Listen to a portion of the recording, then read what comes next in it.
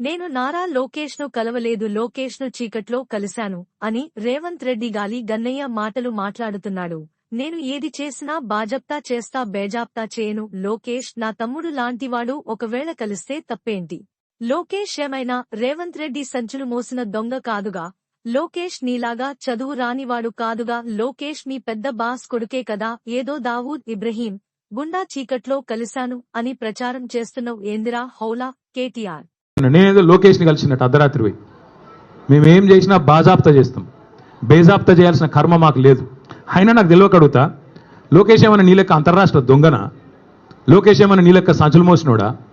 లోకేష్ ఏమైనా నీ లెక్క చదువు రానోడా? కలిస్తే తప్పేంది? ఒకవేళ కలవలేదు, కలిస్తే తప్పేంది? అయినా నాకు తెలియక ఇంకో మాట అడుగుతా, పక్క రాష్ట్ర మంత్రి యువకుడు, నాతో డెఫినెట్గా సత్సంబంధాలు ఉన్నాయి, ఇద్దరం కూడా ఫ్రెండ్లీగా ఉంటాము. కలవలేదు కానీ కలిస్తే తప్పేంది? నాకు తెలియక అడుగుతా. అయినా మీ పెద్ద బాసు చంద్రబాబు కొడుకే కదా, నేను ఏదో గూండానో దావూద్ ఇబ్రహీంనో చీకట్లో కలిసినట్టు డైలాగులేంద్రా హౌలా? నేను అడిగింది ఏంది, నేను చెప్పింది ఏంది? నేను దొంగను కలిసిన నీలాగా, లేకపోతే నీలాగా లోఫర్ రాజకీయాలు చేస్తున్నాను ఢిల్లీలో పోయి, చీకట్లో పోయి అమిత్ షా కాళ్ళు పట్టుకొని, చీకట్లో పోయి మోడీ గారి పాదాలకు ప్రణమిల్లి చిల్లర రాజకీయం చేస్తున్నానా? పక్క రాష్ట్ర మంత్రి యువకుడు, నాకు తమ్ముళ్ళు అంటాడు, కలిస్తే కలుస్తా, కానీ నేను కలవలేదు. దానికేదో పెద్ద ఈయనేదో గొప్ప విషయం కనిపెట్టినట్టు. ఆయన నాకు తెలియక అడుగుతా, పాలన గురించి తెలుసుకోవాలంటే మమ్మల్నే కలుస్తారు బీఆర్ఎస్లను, దోపిడీ గురించి తెలుసుకోవాలంటే నిన్ను కలుస్తారు. ఆయన నన్ను కలిస్తే నీకేం నొచ్చింది?